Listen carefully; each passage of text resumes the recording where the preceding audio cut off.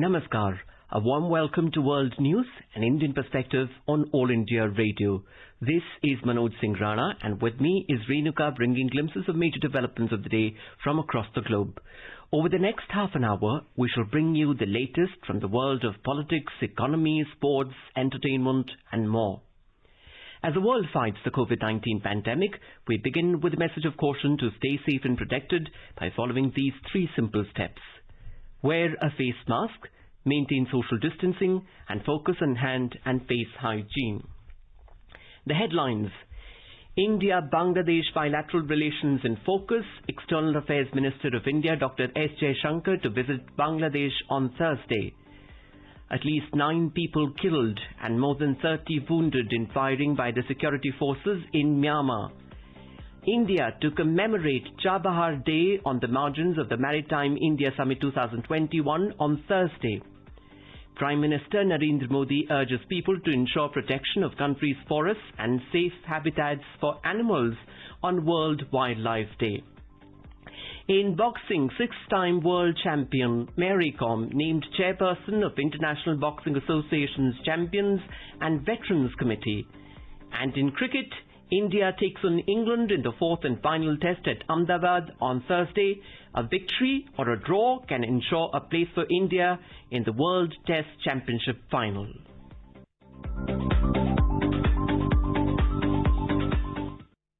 External Affairs Minister of India Dr. S. Jaishankar will arrive in Dhaka on Thursday on a one-day visit to Bangladesh. The External Affairs Minister will take stock of the progress in bilateral relations between the two countries. More from our Dhaka correspondent. External Affairs Minister Dr. S. Jaishankar will arrive in Dhaka tomorrow on a day-long official visit to Bangladesh.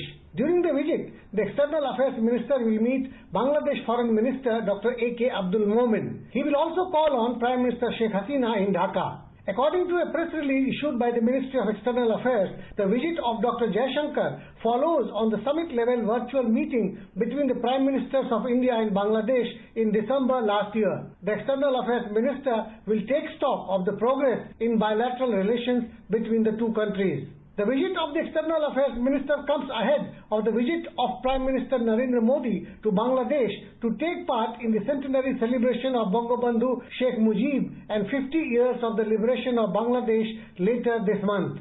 Both the countries are likely to sign several MOUs and agreements during the visit of Prime Minister Modi to Bangladesh. Bangladesh is a close and historic friend of India. The visit of the External Affairs Minister will further cement the ties between the two countries, which is in its Sonali Adhyay or golden phase. Rajesh Jha for World News, All India Radio, Dhaka.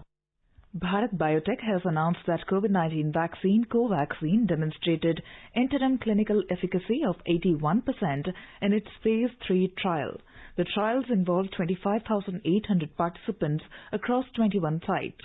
The first interim analysis is based on 43 cases, of which 36 cases of COVID-19 were observed in the placebo group versus 7 cases observed in the Covaxin group, resulting in vaccine efficacy of 81%. The trials were conducted by the company with the help of Indian Council of Medical Research. Now let's take a look at the coronavirus updates from around the world. The World Health Organization (WHO) has announced its first list of allocations for distribution of the COVID-19 vaccines. In its first round of allocation announced on Tuesday, 237 million doses of the Oxford AstraZeneca vaccine produced by the Serum Institute of India (SII) will be distributed among 142 facility partners. Bangladesh, with 10.9 million doses in the allocation list, is the 4th largest recipient of the vaccine from the COVAX facility after Pakistan, Nigeria and Indonesia. The COVAX facility seeks to allocate COVID-19 vaccine under its fair allocation mechanism developed by WHO in consultation with its member states. COVAX, in a press statement, said that the timeline for the delivery of the vaccine, split into Feb to March and April to May, will be published later this week. The delivery for this round of allocation has started with India, Ghana and Cote d'Ivoire receiving doses of the vaccine. Made in India vaccines as part of India's vaccine Maitri has reached Rwanda on Wednesday. In a tweet, External Affairs Minister Dr. S. Jaishankar has tweeted that the vaccines have landed in the capital Kigali. Early on Wednesday, Made in India vaccines reached Kenya. The United Kingdom is set to receive 10 million AstraZeneca COVID vaccine doses from India. The vaccine doses are made by the Serum Institute of India, SII. The UK government said in a statement that Britain has ordered 100 million doses of AstraZeneca's COVID-19 vaccine, of which 10 million doses will come from the Serum Institute of India. President of the United States, Joe Biden, said on Tuesday that the U.S. would have sufficient vaccine supply by the end of May to inoculate the entire U.S. adult population. Mr. Biden made the announcement during a short speech in which he confirmed a deal for pharma giant Merck to produce Johnson & Johnson's single-dose COVID-19 vaccine to boost supply nationwide. Meanwhile, in Texas, the Governor Greg Abbott announced a sweeping rollback of coronavirus restrictions on Tuesday. The U.S. state has lifted a mask mandate and announced most businesses may open at full capacity starting next week. Anita Anand, World News. This is All India Radio giving you the world news. For quick news updates round the clock, follow us on our Twitter handle @AIR News Alerts. 3 steps to stay protected and stay safe from COVID-19. Wear face mask, 2 gaz ki duri to maintain social distancing, maintain hand and face hygiene. India will commemorate Chabahar Day on Thursday, 4th of March. The commemoration will occur on the margins of the Maritime India Summit 2021, which is being held between the 2nd of March to the 4th of March 2021. The event will be held virtually. A report. Ministers from Afghanistan, Armenia, Iran, Kazakhstan, the Russian Federation and Uzbekistan will participate in the event. External Affairs Minister of India, Dr. S. Jaishankar, will address the ministerial level opening session. Mr. Mansukh Mandavia, Minister of State for Ministry of Ports, Shipping and Waterways and Minister of State for Chemical and Fertilizers will deliver the keynote address. Prime Minister Narendra Modi at the Chabahar connectivity event held on the 23rd of May 2016 said that the project will enhance the full spectrum of connectivity agenda between Iran, Afghanistan and India. Today, the watchwords of international ties are trust, not suspicion, cooperation, not dominance, inclusivity, not exclusion. This is also the guiding philosophy and driving spirit of the Chabahar Agreement.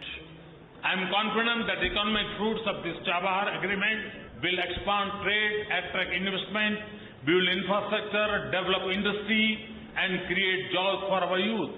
India has already supplied a consignment of 2 mobile harbour cranes MHCs to Iran's Chabahar port with a total contract value of over $25 million under a contract agreement for supply of 6 such cranes. The consignment of cranes arrived from Marghera Port, Italy, has been unloaded successfully on the 18th of January 2021 at Chabahar Port and presently undergoing trials run. Minister of Ports, Shipping and Waterways, Mr. Mansukh Mandavia stated that Chabahar Port is a strategic port with great national importance. Anita Anand, World News, All India Radio. At least 9 people were killed in 3 cities and townships of Myanmar and more than 30 wounded in firing by the security forces against protesters on Wednesday. The death toll in the ongoing protests in Myanmar now stands at 31. The security forces resorted to live fire in several cities as the military government stepped up the use of force to control the ongoing protests in the country.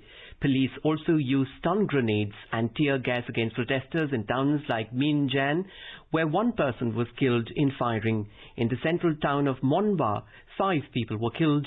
In the second largest city of the country, Mandalay, 2 people were killed and 1 person was killed in police firing in Yangon. There were reports in local media that 6 protesters were killed in the North Oklapa township near Yangon in firing by security forces. On Sunday, at least 18 people had died in firing by the police. The foreign ministers of ASEAN on Tuesday called for restraint in Myanmar, but failed to call unanimously for the release of the deposed civilian leader Aung San Suu Kyi and restoration of democracy in the country. Meanwhile, another senior diplomat of Myanmar posted in Los Angeles joined the civil disobedience movement by refusing to work for the military government, reports Irrawaddy. U.S. Secretary of State Antony Blinken said China is the only country to seriously challenge the stable and open international systems. Mr. Blinken said this in a speech on the U.S. foreign policy at the Department of State on Wednesday. China is the only country with the economic, diplomatic, military, and technological power to seriously challenge the stable and open international system. All the rules, values, and relationships that make the world work the way we want it to, because it ultimately serves the interests and reflects the values of the American people. Our relationship with China will be competitive when it should be, collaborative when it can be, and adversarial when it must be. The common denominator is the need to engage China. Referring to China's actions, Mr. Blinken called for allies and partners to exert their combined weight and stand for their values when human rights in Xinjiang or democracy in Hong Kong is trampled upon by China with impunity. Global tech giant Amazon's Prime Video streaming service on Tuesday issued an apology over some scenes in its political drama series Tandav, which allegedly offended Hindu religious beliefs. In a statement titled Amazon Prime Video Apologizes, the company on Tuesday said it deeply regrets that viewers considered certain scenes to be objectionable. The auction of telecom spectrum in India ended on Tuesday. The Ministry of Communications said the auction has concluded and the provisional results are subject to scrutiny and approval by the government. The e-auction was based on simultaneous multiple round ascending auction SMRA methodology. In today's hotspot segment, we are focusing on the spectrum auction, which is expected to improve the services across the country. In conversation are Mahesh Uppal, telecom expert, and Ruchika Chaturvanshi, journalist. The 4G telecom spectrum auction for 2021 ended yesterday on March 2nd, and the government has received bids worth 77,000 crores, and it is said that it has far exceeded the expectations. The winning bid was by Reliance Jio, which emerged as the biggest buyer and acquired 488.35 megahertz of spectrum. Now, Mr. Uppal, can you tell us what is the significance of this auction and how successful do you think it has been? Well, the significance is very easy to work out for the simple reason that India's telecom sector as well as broadband sector are predominantly led by wireless technologies.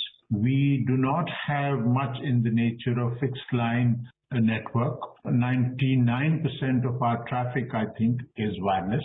And very, very few people, and those numbers are actually unfortunately going down, rely on the traditional fixed lines. So, and as you know, wireless technologies depend on access to spectrum. Without spectrum, you cannot have wireless communication. So companies need access to wireless spectrum, which is typically controlled by the government. It's a natural resource. It's a finite resource, and which is typically regulated by governments, and the government releases a certain amount of spectrum, and the current system is that operators must bid for this spectrum in an auction. The price is determined not by the government, but through an auction. The auction starts at what is called the reserve price, and from which point people have to bid, and then whatever price is discovered by the market is really what the price is that the companies eventually pay. So the significance is that we need to cater to a large amount of data services that we have now seen growing. India is one of the world's largest markets for wireless data. And our usage of wireless data, access to internet, is expanding very, very fast. And this is not possible to sustain without access to sufficient spectrum. So that makes this auction very, very significant. And another reason it is very significant, and that will come out also later, is that companies have, when they get spectrum in an auction or are allocated spectrum, it is allocated for a fixed period of time, typically 20 years. So after 20 years, the spectrum can be auctioned and is auctioned again. And so the significance of this auction is also that particularly Jio had a large amount of spectrum which was expiring. Its tenure had expired and they could not have continued their service without getting more spectrum through this auction.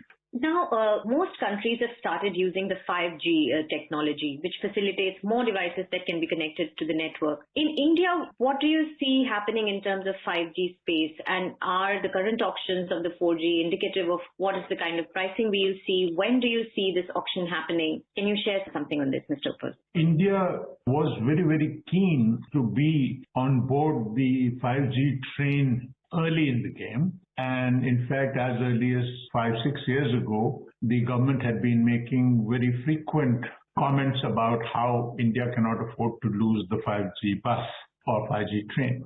However, in practice, this is unfortunately not worked out well. We are still a bit far off from 5G services for a simple reason that the spectrum required for 5G has yet to be auctioned. And not only has it yet to be auctioned, but the reserve price, which I explained a moment ago, that is where the auction will begin when it is announced, that price is extremely high. In fact, that is 492 crores per megahertz, and typically the companies would need between 80 to 100 megahertz. So you can imagine that it is a very, very large sum that is required. Companies have argued and urged the government to reduce the reserve price and conduct the auction so that the markets could determine the value of the spectrum, or in other words, what is called a market determined price.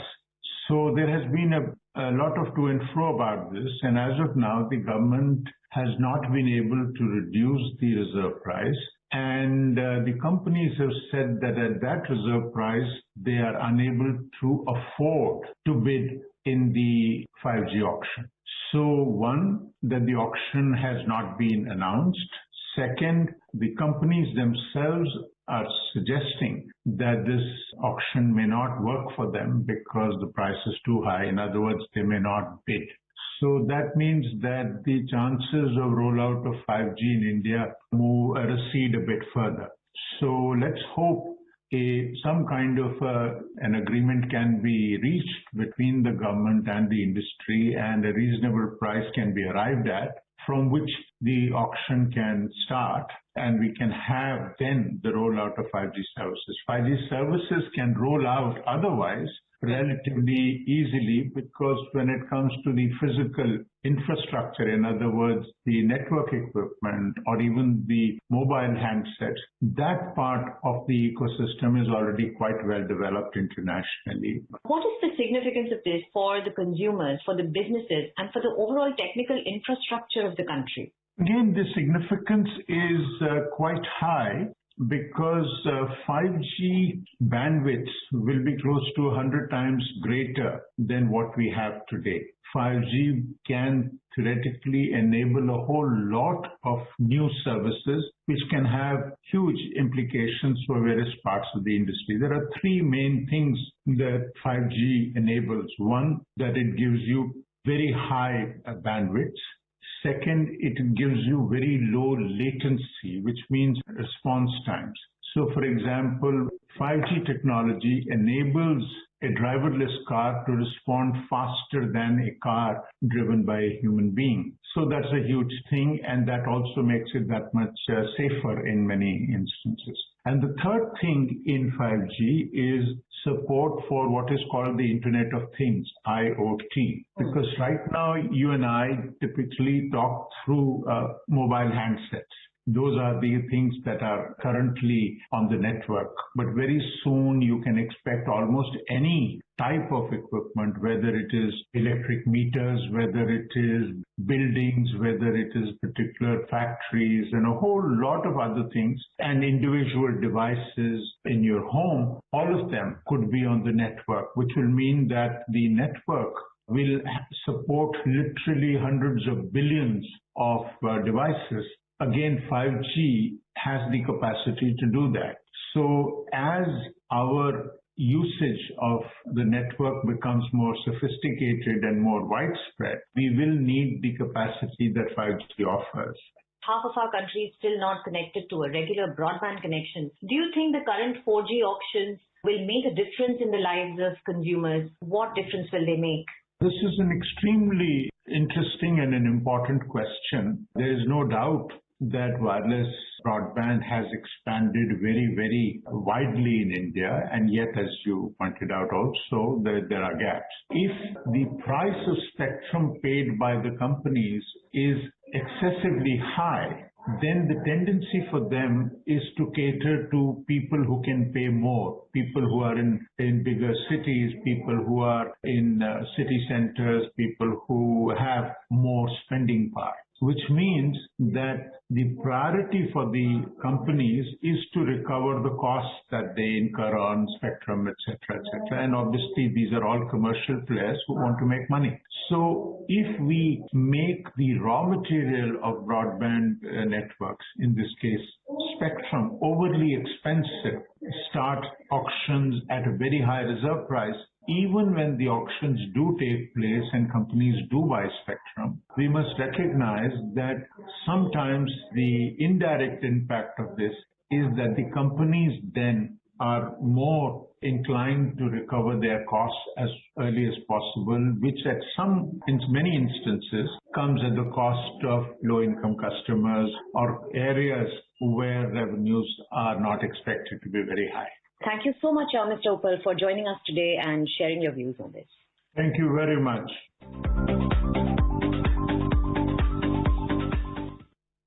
The 3rd of March is observed as a World Wildlife Day. The day is an occasion to celebrate and raise awareness of the world's wild animals and plants. On the occasion, Vice President M. Venkaiah Naidu urged everyone to put in dedicated efforts to save and preserve wildlife and create greater awareness on the need to maintain a healthy ecological balance on our planet. Prime Minister Narendra Modi has saluted all those working towards wildlife protection on the World Wildlife Day. He said, be it lions, tigers and leopards, India is seeking a steady rise in the population of various animals. Mr. Modi added that people should do everything possible to ensure protection of the country's forests and safe habitats for animals. Now let's take a look at the trends in the global equity markets. The Sensex closed 1,148 points or 2.28% up at 51,445 and the NSE Nifty surged 327 points or 2.19% to finish at 15,246.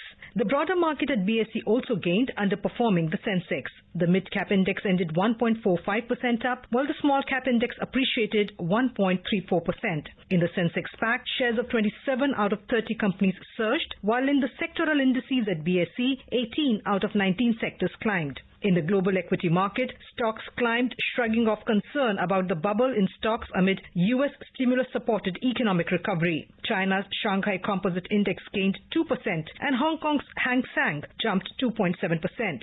South Korea's Kospi rose 1.3%, Singapore's Straits Times rose 0.9% and Japan's Nikkei 225 ended 0.5% up. European shares also climbed in intraday trade up to 1%.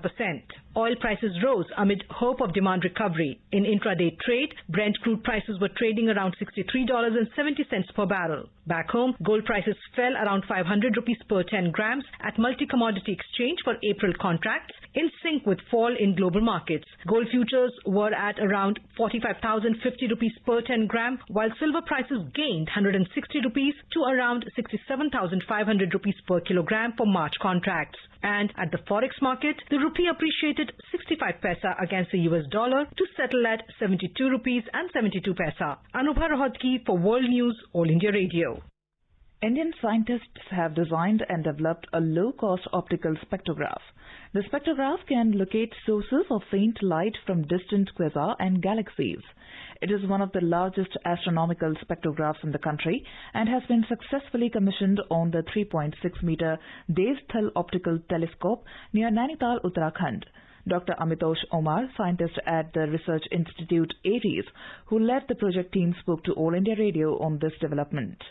The instrument to detect stars, galaxies or even black holes require very precise lenses in some of the best electronic cameras. We developed a full instrument called a faint object spectrograph for the first time in India to analyze the light coming from these faint stars and distant galaxies in many different colors. So this is like making a rainbow for every star or any galaxy which we see in the sky.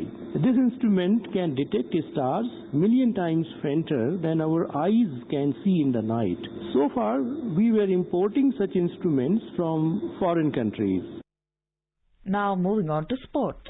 In cricket, the fourth and final test between India and England will begin from tomorrow at the Narendra Modi Stadium in Ahmedabad. The match is scheduled to begin at 9:30 a.m. The third test last week ended within 2 days, with the host looking to secure a place in the World Test Championship final. The first test, held at the Narendra Modi Stadium, the world's biggest cricket venue, turned out to be one of the shortest in history, as England was thrashed inside 2 days.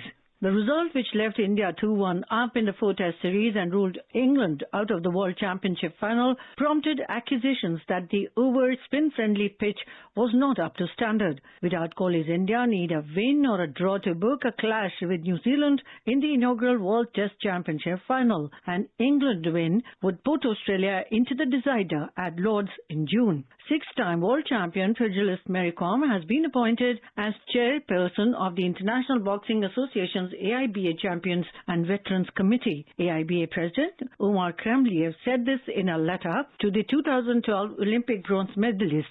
Mary Kom was elected by the board of directors of AIBA. The committee, formed in December last year, consists of most respected worldwide boxing veterans and champions who have achieved significant results and who are ready to share their experience. Mary Kom thanked AIBA President and said she will give her best at the position. In badminton, India's Kidambi Srikanth and Saurav Verma today progressed to the second round of the Swiss Open at Basel, while H.S. Pranoy and Samir Verma bowed out. The second day of the Swiss Open sees India's top singles and doubles players in action. Reigning world champion P.V. Sindhu kicks off a tournament later this evening against Turkish world number 29 Neslihan Yigit, while 2012 Olympics bronze medalist Saina Nehwal faces Thailand's Phithiapom Chaiwan. In hockey, the Indian women will take on Germany in their fourth match at Dusseldorf, Germany tomorrow. India lost to Germany 2-0 in the third game. The hosts are heading 3-0 in the four-match series. On Sunday, Indian men's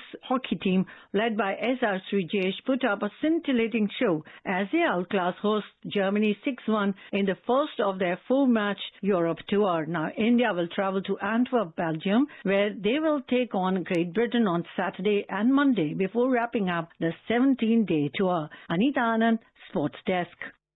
Now let us take a look at the major developments around the world as reported in the foreign press. The Washington Post reports that lawmakers will question FBI and defense officials amongst others as they probe the Capitol riot. The Guardian writes that Chinese labor schemes are aimed to cut Uyghur population density. Globe and the Mail reports that Japanese billionaire Yusaku Misawa seeks 8 crew members for the first private SpaceX moon flight.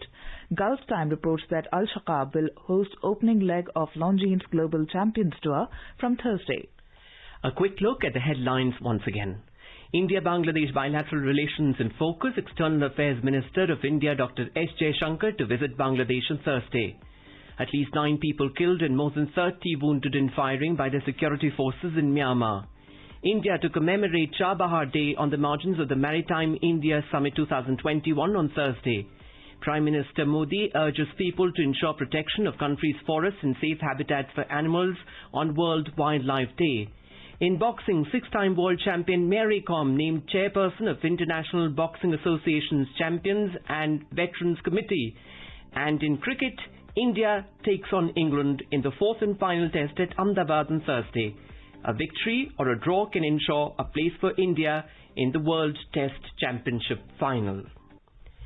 India is celebrating the 151st birth anniversary of Mahatma Gandhi. Before we end, let us listen to his favorite bhajan, Vaishnav Jan, by artists from Syria.